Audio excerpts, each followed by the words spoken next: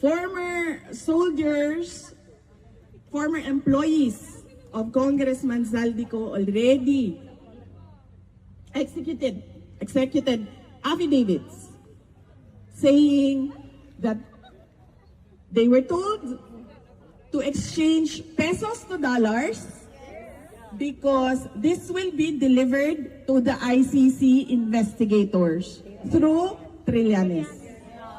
And this is not hearsay because the person who did the delivery, who received the instructions, who went to the money exchange and exchanged for dollars, who delivered the money was the same person who talked to Zaldico.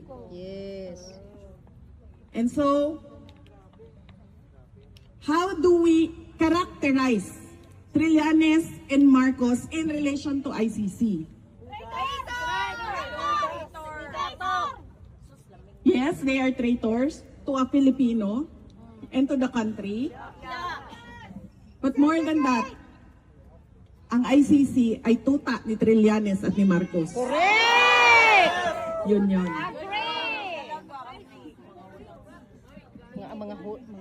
Sorry. Because the ICC has no other case except for the case of President Rodrigo Duterte.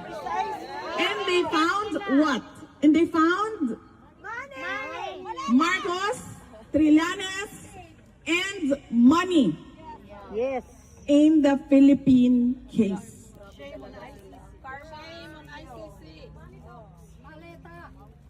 Maleta ang pinag-uusapan dito. So where is the justice in all this?